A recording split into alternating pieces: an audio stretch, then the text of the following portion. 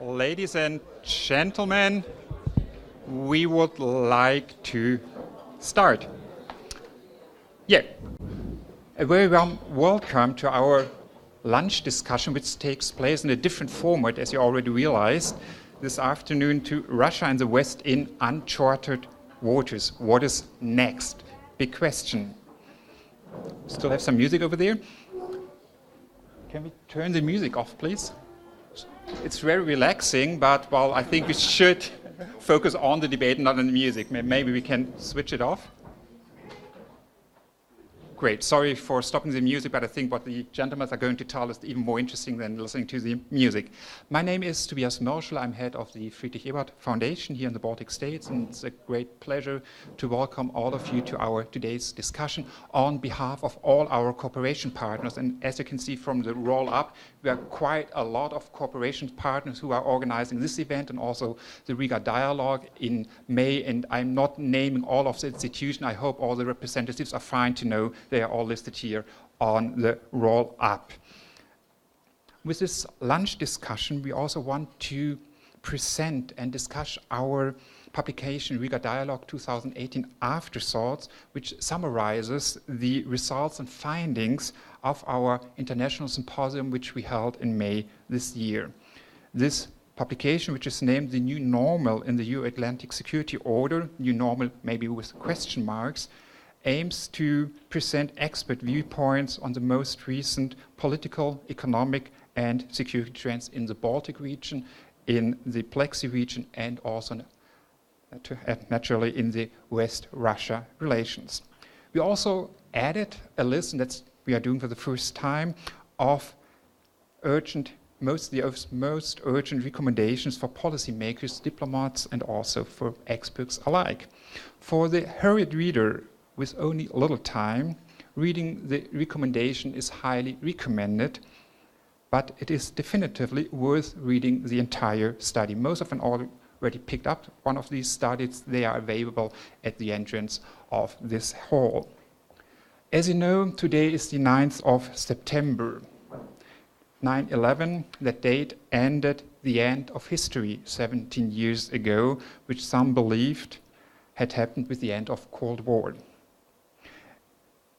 At the latest, since those terrible attacks, terrorist attacks in New York and Washington, it has become clear what role and important foreign policy and security policy have, and how the preservation and establishment of a peaceful, secure, and stable world order is an increasingly difficult goal to achieve. And the situation has become even more confusing in recent times. On the one side, we are dealing with an increasingly aggressive and nationalistic Russia under President Putin, and on the other side, with a very erratic President Trump, to put it in a friendly way. Many observers are currently describing that a tectonic shift is happening in our security landscape, and it is indeed unclear in which direction the future security landscape will develop. Our security is based on multilateralism, reliability, and trust, and all are at risk at the moment. That is more or less the framework in which our discussion today is going to take place, and I'm very happy that we have quite a numerous loads of experts who give us some insights how these many challenges which we are facing today can be not maybe solved, what kind of way we have to go in the right direction to find some solution of the many challenges which we are facing at the moment, not just in the relation to Russia, but in our general security landscape. So thank you very much for you to coming to our conference today. Thank you very much for you also to attending this conference. And I now want to give the floor to Andres Prutz, who's going the moderator of our discussion today. Andres, you are already sitting on the floor, more or less. The floor nonetheless is yours. Thank you, Tobias. Thank you for the introduction. And yes, I'm Andris Prutz. I'm Director of Institute of International Affairs. And for me, it's a great pleasure to moderate the panel. But first of all, thank you, Tobias, for the kind words and generally for cooperation. I think we've been cooperating for a while already, and this is a joint effort in many ways. And Afterthoughts, it's a publication but it's in September. In May, we have Riga Dialogue, where we have a close discussions, also the public event. It's a wider process. It's a diversity of experts, diversity of views. We disagree on many occasions, on many aspects. At the same time, I think we are realizing there is uncertainty, and we should sort of deal with this uncertainty. There is the realization that we should have a dialogue, that there is a spillover effect for let's say, uncertainty. So an opportunity, if there isn't one, in this case, we should also find and look for some solutions.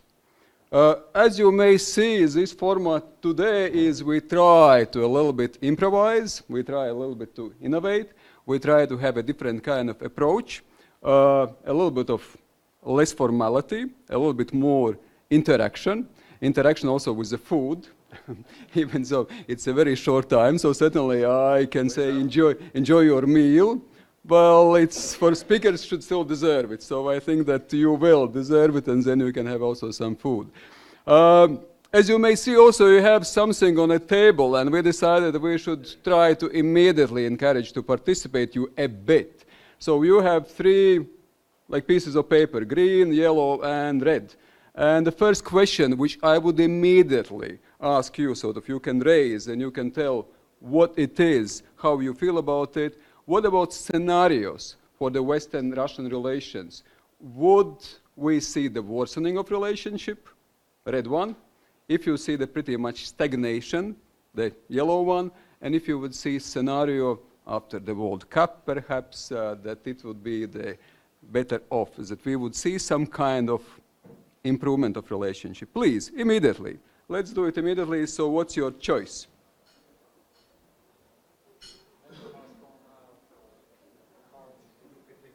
You can take the juice, for instance. So I can see that mostly it is yellow one. So we are stuck in a stagnation, even though there are some few reds and greens as well. But yellow is a dominant one.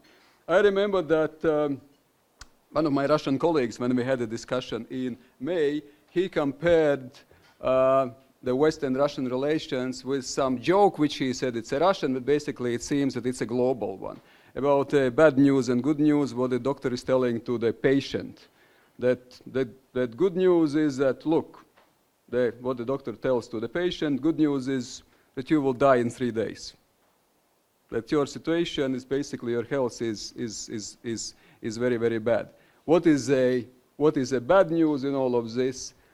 So the patient is asking a doctor, and doctor says, you know, we've been trying to reach you for 3 days. So it's a bit like this in our discussion. We've been discussing it. It seems that, well, let's see what comes out of it. So with this, I stop here because we have really a shortage of time, and I once more say enjoy your meal, also the food for thought as well, but we have really limited time, so it's basically still 15 minutes. With this, I am immediately giving the floor to Imants Liedis, because Imants Liedis is a very good colleague and friend of ours. He's been a member, and he is a member of European Leadership Network. He's been a Ministry of Defense. He has been a European Commission head in the Latvian Parliament, and of course now the ambassador to France. Imants is always complaining that he is last on the list among the speakers. This time I didn't have a choice. I had to put him first. Imants, please, the floor is yours.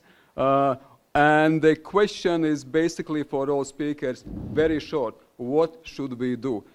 In 3 minutes. Please, Imants, the floor is yours. Well, if you want to stretch yourself, please. Okay. Thanks very much, Andris, and thanks for Tobias and the Stiftung for financing this event.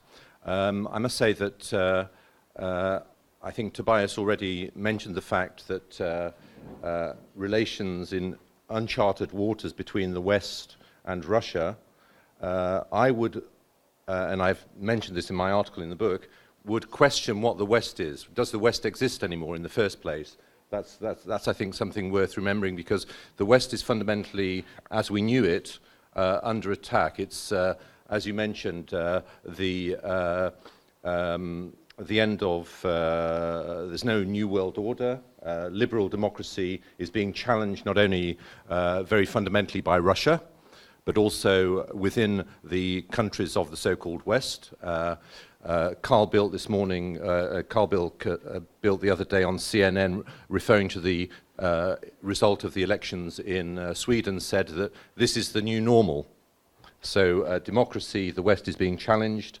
So that's my first point. The second point is that I think, as far as I'm concerned, the territory is very much charted rather than uncharted, because since the events of the spring of 2014, when Russia threw in the dustbin all of the international order as we'd known it since the end of the Cold War, annexed illegally Crimea, and then militarily engaged in eastern Ukraine.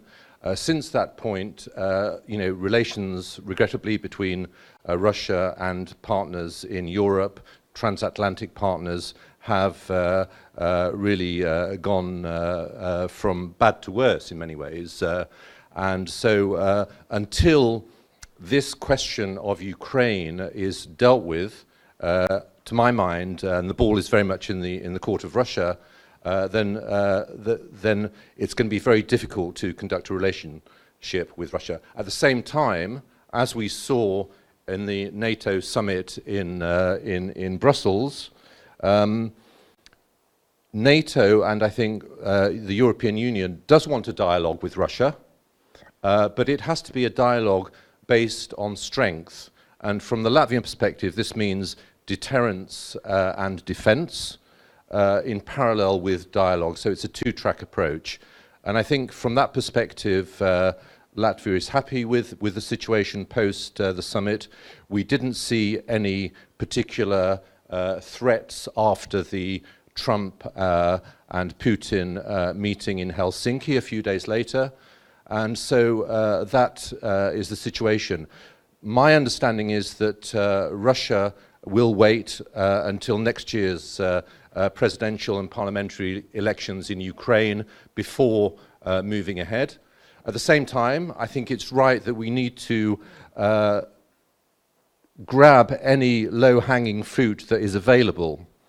The only fruit available at the moment seems to be this idea of a UN peacekeeping force in Ukraine, and that is something under discussion through the Normandy format, which, as we know, is with Germany, France, Ukraine, and Russia. So I would say it's important to carry on seeking ways of dialogue. I think that it's very important, certainly, for the Riga Dialogue to continue in a below-the-radar level, to have these informal contacts. The European Leadership Network, Lucas and myself are engaged in that with the Nuclear Threat Initiative in the United States. We continue to look for ways of engaging with our Russian partners, and so let's see what the future brings. Although I must remind that today, as you mentioned, is the 11th of November, and I think it's probably no coincidence that Russia has started today the biggest exercises in Russia's history, with over 300,000 troops in the east. Originally, this was to be with an exercise that was directed towards China, but it turned into an exercise that is jointly with China, and clearly directed more towards the United States and perhaps even Europe from the geo-strategic level. So on that happy note, I will perhaps conclude, if I've had my 3 minutes. You had even more than 3 minutes, Imants, but please stay for a while with us. I think it works. Thank you for your 3 or 5 minutes. Exactly, we discussed also during the Riga Dialogue about the new normal. Not everybody... Should I? Yes, I think so. So even during the Riga Dialogue, we discussed the new normal, and not everyone agreed that it is a description of situation. So, but it seems that it comes back, this sort of new normal description. But anyway, in your article, which was of course very interesting, where you discussed what's going on within, let us say, the format, and you've been very experienced and one of the founding fathers of Riga Dialogue. For 5 years already the process exists. You discussed, which I think is now quite popular in France, strategic autonomy. You respond to that question, but I still would ask it. What about strategic autonomy with regard to Russia? The answer is also within your article, but if Europe has a strategic autonomy, so how we should treat our relations with Russia in the context of strategic autonomy discussion? Yeah, well, from what I remember, I think I said that I was arguing against Europe having strategic autonomy in its relations with Russia. Yes. And I think this is very important because, to my mind, there has really existed since 2014 a very strong Euro-Atlantic consensus over how we deal with Russia. And this has held with the question of sanctions, and it, in spite of various challenges that we see even today coming from various European Union member states that occasionally talk about having to lift the sanctions both within the United States and in Europe, and with the two together, the question of sanctions has held. And for me, and also I think for Latvia, this is extremely important because unless, and this comes back to the ball being in the court of Russia, unless there is some movement on Ukraine, unfortunately, we can't move ahead on the strategic front. Clearly, dialogue on various levels does continue. It continues bilaterally, and we saw Finland's role with hosting the Putin-Trump meeting. We've seen Macron himself having 2 meetings with Putin this year. Likewise, Merkel, and I think she may even have a 3rd this year. And so I think it's important that these various dialogues do take place, but let's not forget the basics. Until we have Crimea returned to being part of Ukraine, and until the military activity in eastern Ukraine stops, then clearly there can't be any fundamental changes. And regrettably, things have got worse even this year with the Skripal incident in the United Kingdom, and we've seen the very recent responses that have emerged again consensus-wise vis-a-vis Euro-Atlantic unity. Okay, thank you, Iman. So basically, if we say that there is selective engagement with Russia, so we can also say there must be some selective strategic autonomy, at least on the Russian front. We should have a strong link, a transatlantic link among us. Let's proceed. Lukas Kolesa, also the very good colleague of ours, has been in a process for years, represents now as a research director, European Leadership Network, but you've been with Nuclear Threat Initiative for a while, you've been with the Polish Institute of International Affairs for a while, so you know the region very well, especially its military dimension. So please, your 3 minutes, what we can do in our relations with Russia, the Western Russia, so is there any chance for some kind of moving forward, please. Thank you very much, Andris, and thank you for the invitation. The European Leadership Initiative is a long partner to this Riga Dialogue, and we support it as one of very few remaining vehicles where actually experts from what was called Greater Europe meet and engage in discussion and not just exchange the accusations. So I think this is very important that this dialogue continues, and then that we also have the opportunity to actually look in the form of a book at what was discussed. I would like to address not just the military dimension. We can come back to military dimension during Q&As. But I think it's important to engage, first of all, about what is uncharted about our relationship. Because I agree with Ambassador Liegis that a lot of this is charted, and the geography of Europe as such has not changed. The borders in Europe has not changed, despite Russia telling us otherwise.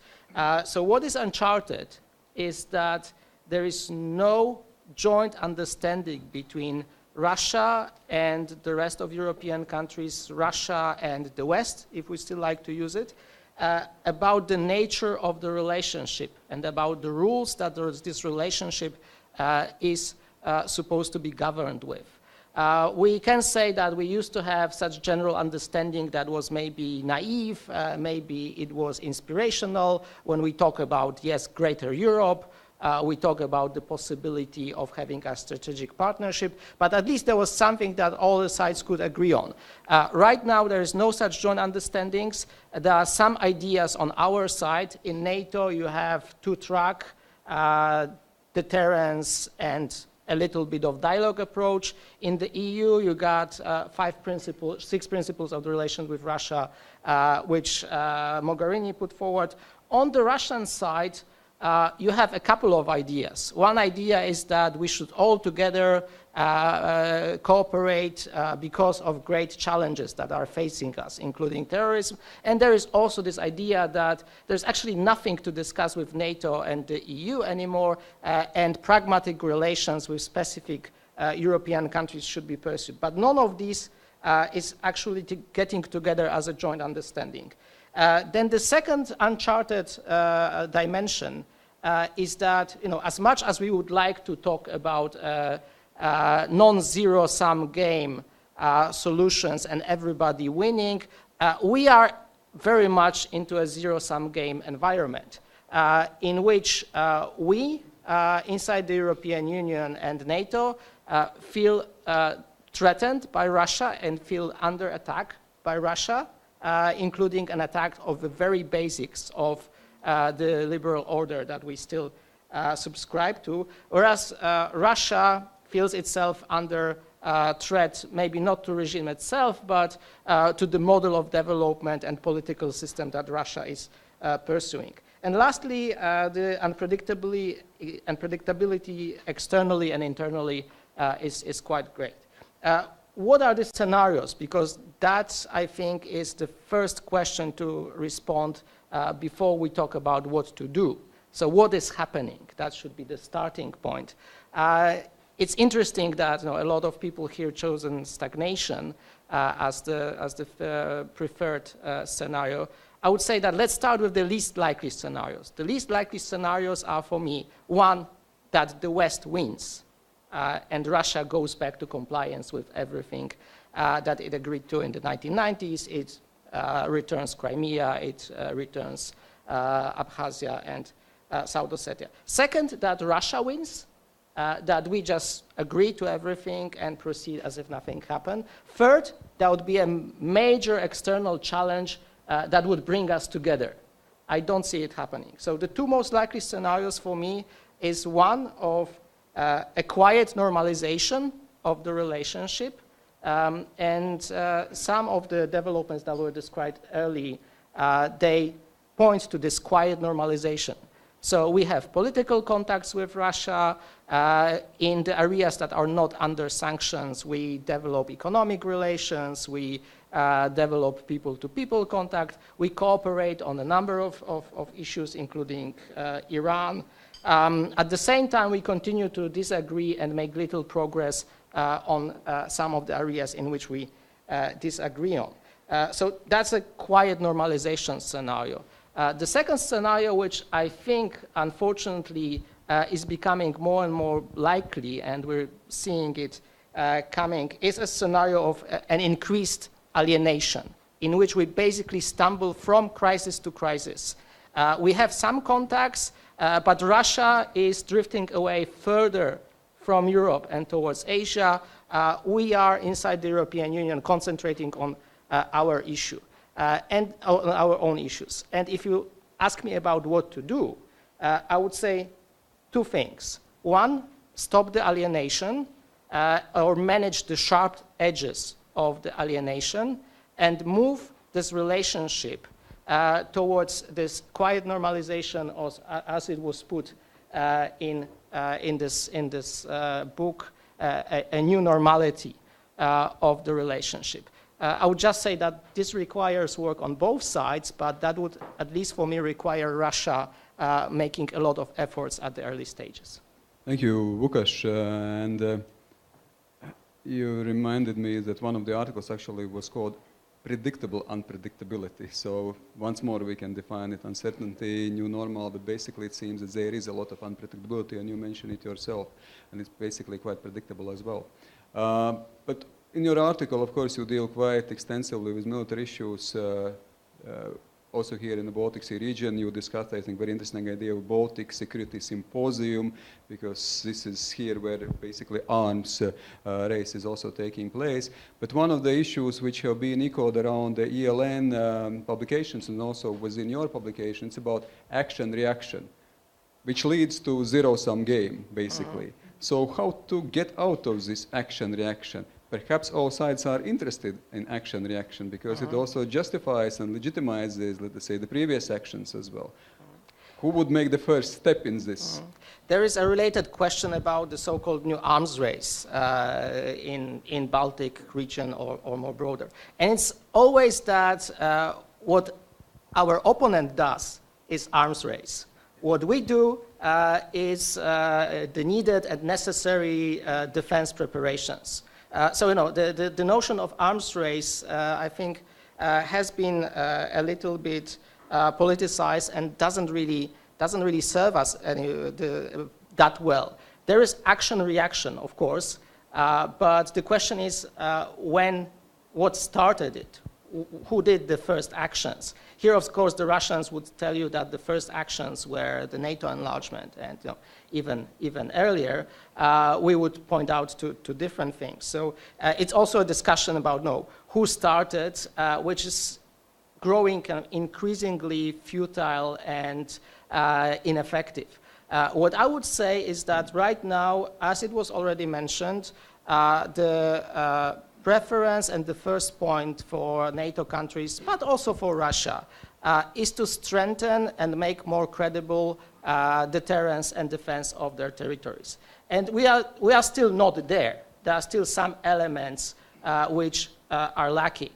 I think the moment that we basically complete, as NATO, the program of actions which was agreed in previous summits, including the Warsaw Summit, and the Russians more or less achieve a certain period in their modernization efforts, that they are also quite happy with the state of the armed forces, that may be the moment in which we can start thinking about some form of restraints and some form of managing this relationship. So this is not about just stopping what is happening now. It's finding the right moment in which we are comfortable enough with our deterrence preparations that we can engage in discussing restraint, but also the Russians are comfortable with their armed forces, their arguments being that it went so low in the 1990s. And I think you can have this kind of thinking starting with the decisions to basically not increase but leave at the same level the Russian military spending, and also the military campaign in Syria and also in Ukraine is quite costly. Łukasz, thank you so much. I think we can continue extensively on this, but let's proceed. Reinhard Krum, who is also a good colleague and friend and partner of ours. Reinhard, of course, is the head of the regional Friedrich-Ebert-Stiftung office in Vienna. Office which deals with cooperation and peace in Europe. It's not an easy times for cooperation and peace, at least it seems so. But please give us your ideas how we can proceed in that direction. And of course, you know Russia well. You've been there for quite a long time. You know Latvia well. You've been for 2 years here in Latvia station back in the 1990s. You know Central Asia, so you know very well the region. So you know how the feelings are here as well. Please. Thank you. Thank you for a very nice introduction. It's always nice to be back in Riga. It's true, I think I mention this every time. I don't want to bore anybody. But I lived in Elisabethesjela right here. So this is my neighborhood. I would like to thank the organizers, also the Friedrich-Ebert-Stiftung here in Riga. The topic is the new normal, meaning kind of it's not normal. But I think what we are at the moment, that's just how it is. We didn't choose, we cannot choose our neighbors, we cannot choose the political situation we are in, and this is what we have. And this is what we have to deal with. If you talk to politicians who are older, at least than me, they will tell you, you know, it was the Cold War, it was difficult. When I came here the first time in '87, I came by train from Leningrad, and nobody would have known that within a couple of years, things would change dramatically. And this is something which I think should always be the positive sign. Yes, it is difficult, and it seems absolutely impossible at the moment to do anything on it, but things do change, and that depends on you and me, less on me, but more on you, if you're in that position. So it's up to us to change something. Looking at the publication, it's quite interesting, if you don't mind. I like the rare telephone, but there's just one. There's nothing on the back. Question is, with whom do we talk? This is in no means any criticism. I think it's a great design. I'm just saying, usually we think about ourselves, what we can do. I think without criticizing Russia too much, I think the initiatives on what to do is very much on the Western side. Can't imagine how many conferences we do on this subject, and you can get frustrated. Because of this, we open another office of the Ebert Foundation, this time in Vienna, to deal with this. So we invite people from Latvia, from Estonia, from Washington, from Russia, from Ukraine to come up with some ideas. And one of these publications we did is called Engage, which is engage with Russia, but not on a bilateral level, but on a multilateral level, meaning the Eurasian Economic Union. And you can smile and you can roll your eyes up in the air, saying, the Eurasian Economic Union is really not somebody to talk to. But we don't have that many instruments. So that's why this is one of the recommendations. It doesn't really cost that much to talk to this organization, and it also means we are talking not directly to Russia. We are including other countries like Kazakhstan and some others, which might be helpful. I know all the counter-arguments, and possibly during the discussion we can come up with those. I know them all, but we have very little instruments. If we divide, and I think we talked about this maybe 2 or 3 years ago, politics into, or policy into short, medium, and long term, I think the Eurasian Economic Union, to talk to them, and partly we do this on technical levels, is short term. Midterm is something different, and long term, we don't really know, but I think we also have to discuss that, and we have to make difficult decisions. Which means European security is with Russia, somehow with Russia, or basically without Russia. Peaceful coexistence, we had that during the Cold War. So then we go ahead with this, and let's see how far it comes. The intervention, meaning or concerning big problems can only be solved with Russia is true, but there is very little initiative on that. So maybe it's just time to be a little bit more looking at its own and coming up with ideas where we want to heading. I think this is extremely important. Since I want to stick to the 3 minutes, we have also to look at our weaknesses. We usually say things are changing, Russia has changed, no doubt about it. I don't know if you read, it's far away, but the German press picked up on it, on the Texas National Security Review. It seems very dubious, but they do have that. And the historian who is working for them has access to and everybody has access to this at the moment, to look at the documents of Bill Clinton during his time and the talks with Russia. Very interesting to look at it from today's. But I want to finish, the we has changed too. The results in Sweden is a great example of that. We are not as we should be, I think, and as we have been. For me, it's the first time looking at the EU and wondering, how does that look like in 5 years? 3 years ago, I would have told you, what's the problem? Now it's difficult, and that also means, so what can we do then from that point of view? We have to have this in mind. And the last word about predictability, it's like trust. Usually conferences we talk about trust is missing. True. Predictability. I would argue, and this may be a good thing to talk to during the discussion, the Russian president is extremely predictable. He is telling us, and as a matter of fact, Mr. Yeltsin in the 90s already, what they think about what we are doing. Very clear. We just didn't think it's important because they're weak, and then we thought it's not important because they wouldn't be crazy. We have what we got. Mr. Trump is predictable. What he said during his campaign, he's doing one-to-one.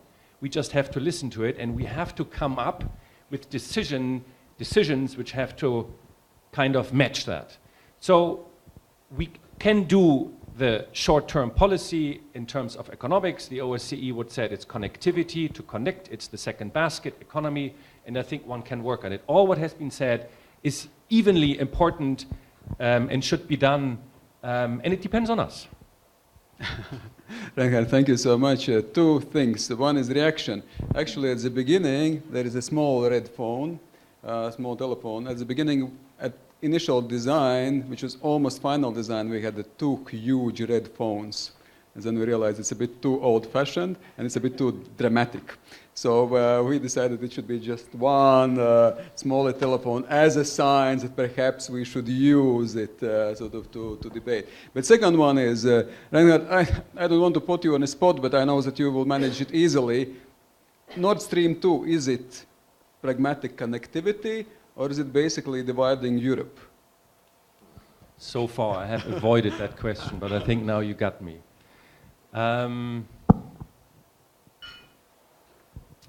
Difficult answer. I think in general, if we do initiatives in the EU, it should be projects which, I think Juncker said that, which should unite.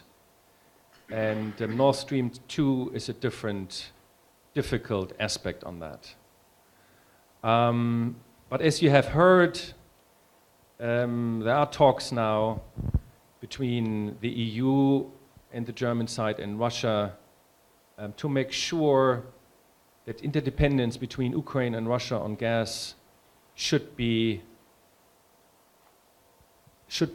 not be undone, because the Ukrainians are still saying if we get gas through our pipelines from Russia, this is a guarantee for us that Russia is not doing something stupid. And I guess this is mostly important, and those who support Nord Stream 2 are kind of supporting this right now. If the Russians support this, I have no idea. There's a huge discussion if this is an economic project or a geopolitical project. I can tell you this. Germany is as far from geopolitics as, I don't know, Mars from Earth. Germany is very uneasy about geopolitics. I think the idea was at the time to get gas from Russia, send it back to Ukraine and all other countries who would like to have it for cheaper prices as it has been. And the experience of Germany with oil and gas during the Cold War was, even in the darkest times of the Cold War, the Soviet Union was delivering. I think that's the idea, but I don't think there's any clear answer on that. I'm happy to continue this. Absolutely, Reinhard. Thank you so much. And so now, last but not least, we are also very happy to have the Russian voice on a panel, because if we speak about Western-Russian relations, I think it is important to hear all sides involved. And we are always very glad to have partners at RIAC, at the Russian International Affairs Council. We have excellent cooperation with RIAC. And this time also Vladimir Morozov, who is a coordinator at RIAC, he has been willing to come and also present some views. Vladimir has a good education in GIMO, namely the diplomatic establishment, so you know also from inside how the diplomacy and decision makers think and how they feel. So please, the Russian views, what could or should be done to somehow try to improve those difficult relations, if there is a chance for it. Please. Well, thank you, Andris, for having me here, and I'm very glad to be here with you today and discuss, well, how we can improve the relations between Russia and the West. Well, first of all, I think the best point is that we have two different tracks of relations between Russia and the US and Russia and the European Union. Some people, of course, remain skeptic about, well, Russia trying to divide the Euro-Atlantic community, but you see we have a catastrophe in Russia-US relations with all those sanctions, with the Congress being very, very active and aiming to stop any moves by the new administration to somehow strike a deal with Russia, at least on some strategic arms control. Well, but with the European Union, it remains different, and the EU remains quite adherent to the Minsk agreements, and Russian president and Russian administration has always stressed that implementing the Minsk agreements is of utmost importance. However, the Russian view on that is that Ukraine has also to play its part in it. And, well, of course, well, judging, like, I'm not a professional diplomat, so I can be somewhat more free in my judgments. I think that Russian administration and Russian authorities can be somewhat more flexible on implementing the Minsk agreements, of assisting in its implementation. But of course, it requires some kind of a push from the European Union and from the US on Kyiv to be more flexible as well on implementing this. Of course, the issue of Crimea will remain with us for, I don't know how much, because the Russian president has clearly stressed it that the question is closed, and I guess even if there is a power transit in Russia, the new administration will also adhere to the principle of territorial integrity of the country. However, if we stick to some kind of recommendations, I guess that the first and foremost, and the one of utmost importance for Russia, is to cooperate with the European Union on preserving the INF Treaty, which is crucial for European and Russian security, because for the United States, these rockets cannot reach their territory, but if the treaty collapses, Russia and the European Union will face a strategic catastrophe. The second point is, of course, resolution of at least the Donbas conflict, which will help lift some of the sanctions, and thus the economic cooperation will come in place. And of course, re-establishing people-to-people contacts. We had this dialogue on visa-free regime between the European Union and Russia, with the assisting and easing these visa regimes. And I think that, well, the recent experience of the World Cup in Russia, well, like more than 1 million foreign tourists visited Russia and saw that it's a normal country. It's not something which portrayed in, well, predominantly Western cartoons like an authoritarian, totalitarian regimes. It's something different, and of course, I guess it helps changing the whole environment of our relations. And, well, last but not least, I guess that what matters most is what will the dynamics of Russia and the European Union be in 10 to 15 years. You know that many people in Moscow are skeptical about the European Union and its ability to survive because of all those crises, like the debt crisis in Greece and in Southern Europe, the refugee crisis, etc., etc. And of course, much will depend on the power transit in Russia, starting in, I guess, in 2022 and 2024, and what changes will we have by that time. And, well, of course, just concluding, not to waste much of your time and to leave some space for questions and answers, many people in Europe like to criticize Russia for leaving Europe, and believe it, Russia will not leave Europe, and it believes itself to be a European country, to be part of European civilization. Cooperating with China and the shift to Asia-Pacific is more of rebalancing the relations, not turning into some kind of a Eurasian or Asian power, because no one actually welcomes Russia there because of the disparities of economic development. And of course, like, there will be no military alliance between Russia and China because we have different sets of security issues and no one wants to restrain itself. So, to conclude, I think that, well, this normal is at least, well, the negative stability we have for now, and to my mind, it's the best we can have, well, in 1 or 2 years, but many things may change, and everything, of course, depends on how we can address the common issues, especially the security and strategic issues like the Ukraine, etc. Vladimir, thank you, and I think especially, of course, Ukraine is a very sensitive issue, and it seems that it's very difficult to solve it and sort of to find a common ground in this one. So I think it will be certainly the source of tension for quite a long time to come. But if we come to the Baltic Sea region and let's say Russia and Baltic relations, and actually also here we have a list of recommendations which was quite put together through the compromise and not with complete ease, so how we would see how we could proceed. In a set of recommendations, there was also the few issues which were directly touching upon Latvia. First of all, Latvia now is the head of the chairing country of the Council for the Baltic Sea States. Second one, of course, 3 Baltic countries are now celebrating the centenary of our independence, or statehood.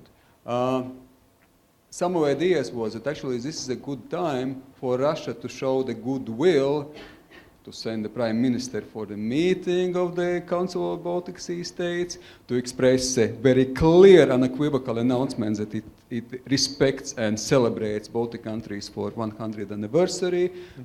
Under what conditions we could expect the goodwill? Because, of course, one is to, can you show the goodwill, like when asking the question in this way? But what would be conditions that we could really see that Russia would like and try to show the goodwill? Well, speaking about Russia and its relations with the Baltic states, it has always been a tough issue for the Russian diplomacy. However, I can assure you, it has never been discussed that Russia wants to occupy the Baltic states, etc., etc. The main concern here is whether we have a kind of an agreement on the arms control in the region and whether we can prevent, you know, Russian concerns of new military deployment and the military infrastructure of NATO in Baltic states.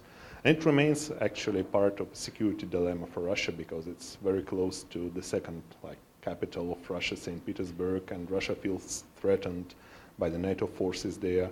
And, well, I guess it is the matter of the goodwill in Russia, but the circumstances may change, and, well, I would very much opt for Russia acknowledging, well, the centenary of independence of the Baltic states, but with the current deadlock or stumbling in Russia-EU relations, I don't think that it will be so.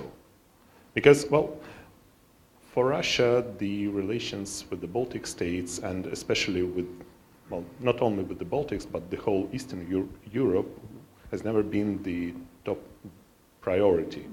You know that, well, Russia places lots of emphasis on its relations with Germany, France, the US, etc., etc. But Russia has never viewed these countries as like equal partners in this case.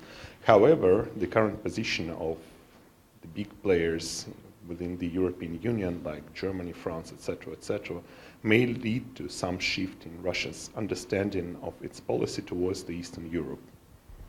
Okay, thank you, Vladimir. As actually one of my Russian colleagues said that, you know, Russia is not used to dealing with small countries. It's used to deal with a big country. So it's also even a bit of mindset. But anyway, so let's finished already. So I think we can finish. No, let's have a 10-15 minutes still of discussion. So please, questions, comments, and I think we will take a round of the questions and comments so that each of us can respond, and certainly we can continue later on as well in a more informal setting as well. Thomas, please. Please introduce yourself so that we know who you are. Please stand up that we can see you as well. No problem, don't worry.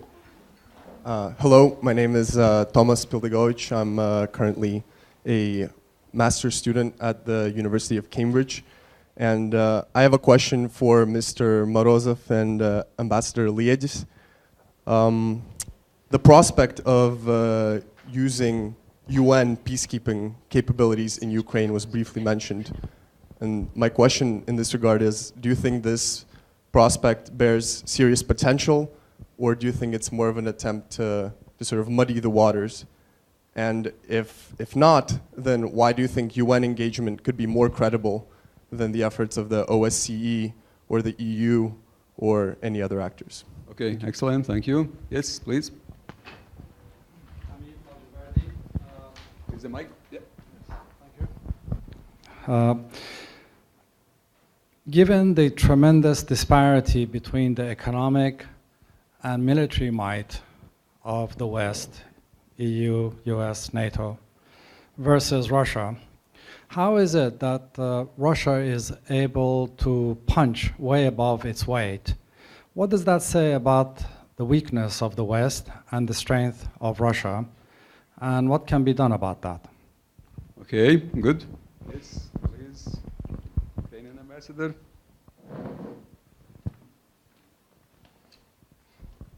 I just want to be clear and to state clearly that Russia cannot demand flexibility from Ukraine until it brings arms and troops and kills Ukrainian people and kidnaps Ukrainian people. And Minsk agreements can be implemented after Russia withdraws its troops from Ukraine. Thank you. Okay, thank you. So, yes, please. Roman Kovalchuk, Belarus Security Blog. I have a question to primarily Lukasz Kulesa, as he mentioned more reapproach in relations between the West and Russia. How do you envisage a peace plan for Ukraine, very briefly, and should the West just recognize Crimea as a part of Russia in the end? Thank you.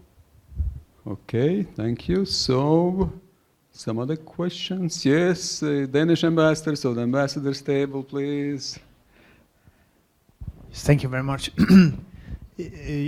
And as you mentioned, the regional dimension, and I was just thinking, why don't we now finally change the Council of the Baltic Sea States? We have for years pretended that we were sitting as equal partners around the table, but I mean, most of us are members of the EU, have very close relationships with the EU. We have plenty of other fora to discuss internally how to cooperate in the region.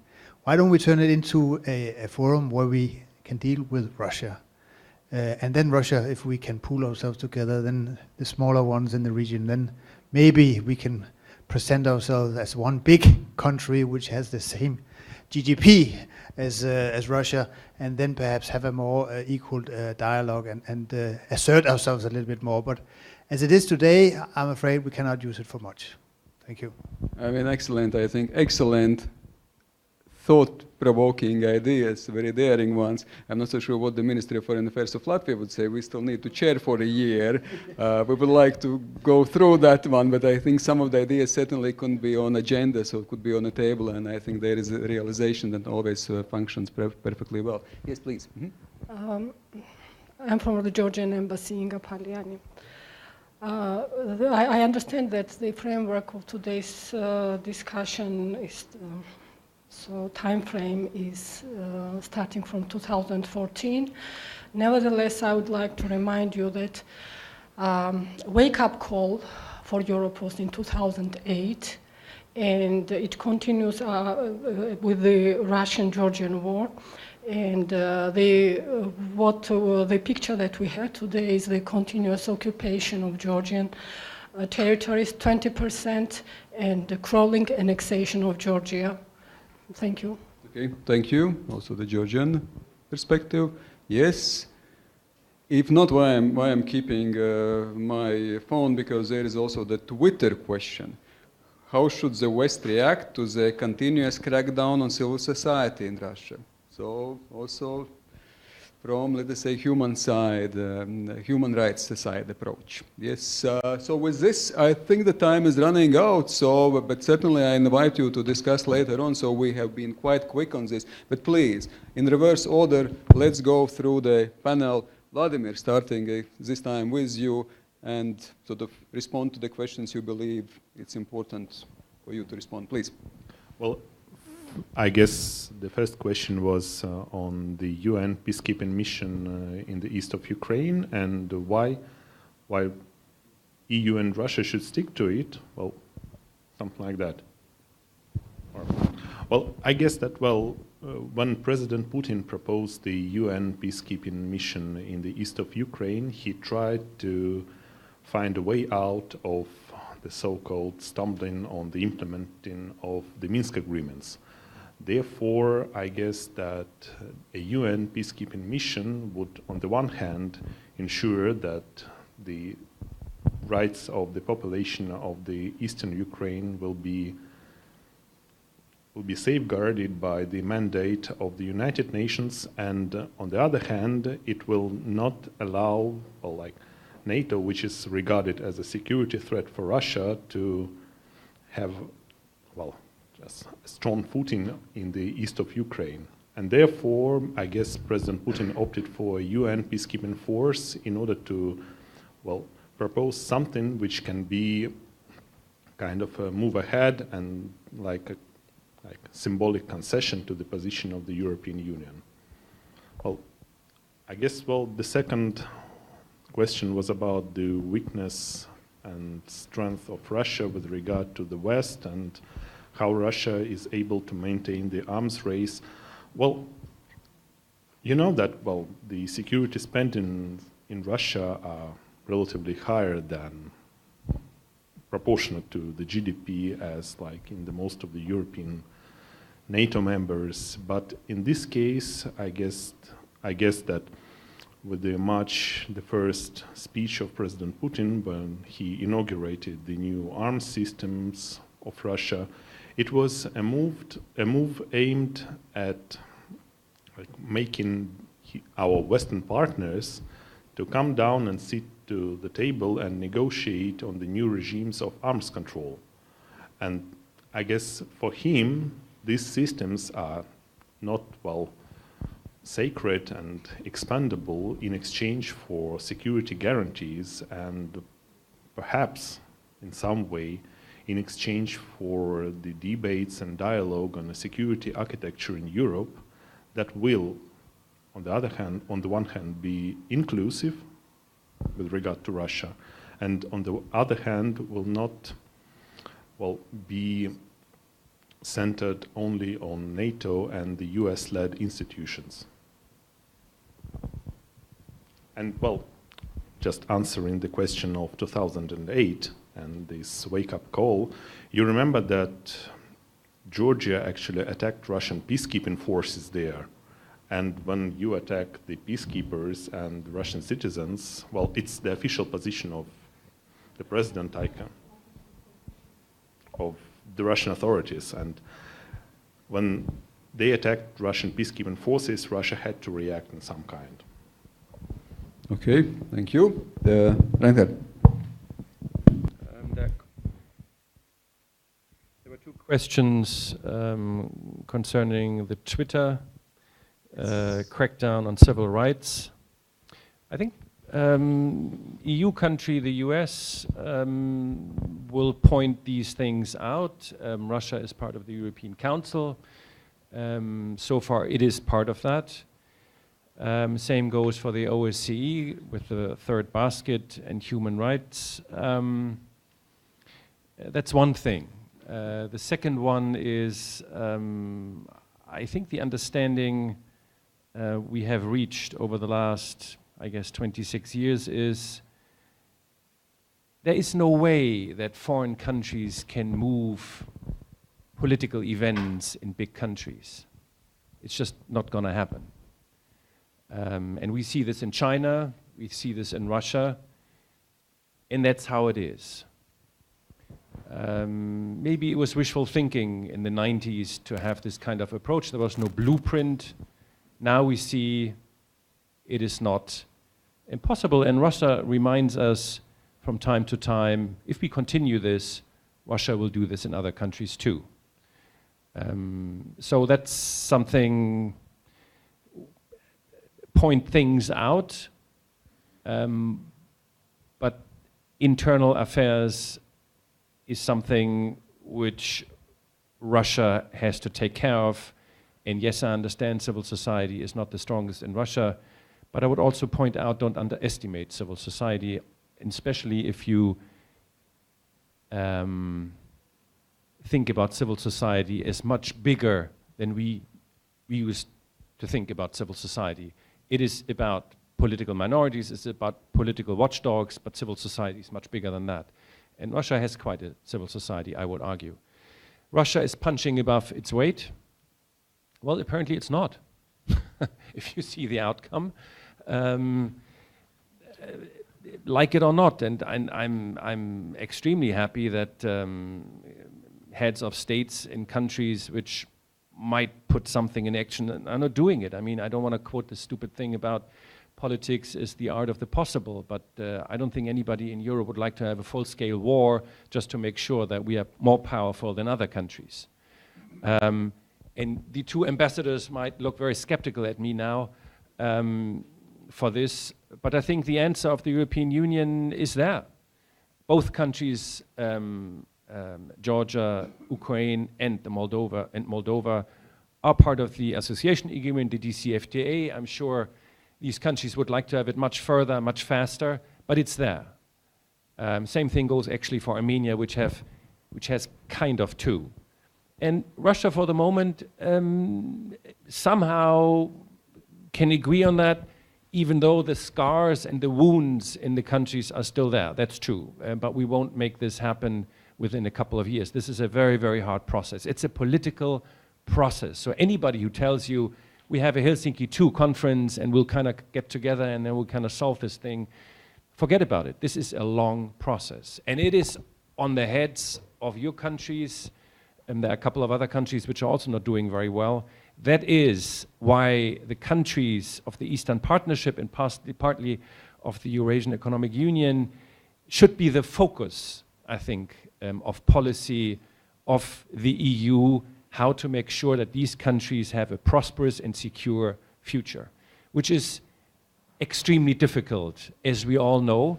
But I think Russia shouldn't be opposed to that. They still are, but I think this is what we should work on. Thank you, Reinhard. Łukasz and Iman, just half a minute each, because two previous speakers has taken all the time for the responses. All right. Luckily for me, I agree with almost everything that was said before, especially by Reinhard. On the civil society, just to underline that this is not about promoting Western values. This is about making sure that the commitments which are in the OSCE, Council of Europe, UN documents, and also in the Russian constitution are actually implemented. And here it's also very important to be consistent. When we are not putting the same magnifying glass to the situation inside our own countries and inside the European Union and some of our partners, as we are to Russia, then we are opening ourselves up to justify questions about double standards and hypocrisy. So the standards are for all to implement. About the disparity West Russia, yes, it's right if you compare the GDPs, military budgets, the number of tanks. The issue is that we are including at today's discussion wondering what the West is. And it is a very strange animal, very diverse one. Whereas Russia is a unitary actor with quite reasonable people at the leadership who are, yes, sometimes making mistakes, sometimes very tragic mistakes, but they're also looking at the world as it is. They are looking at the West as it is, and are so far not shy on using and exploiting some of the weaknesses and some of the points which can be used to pursue Russian policies. So this is about, I think, unitary actor versus a group of countries with different potentials and with different policy aims. The peace plan for Ukraine, I think this is starting point here is the peacekeeping plan and the implementation of the Minsk agreements. Without that, and starting with the first 2 points of the Minsk agreements, which are about the ceasefire and withdrawal of heavy forces. Without that, we can, of course, engage in very interesting geopolitical discussions about the future of Ukraine not entering NATO and Russia being able to promise something to Ukraine in exchange for that. But if we still have people being killed and wounded along the line of contact in eastern Ukraine, then I would very much like us to focus on this first part before we have something much bigger. Let me stop here. Thank you, Łukasz. Imants.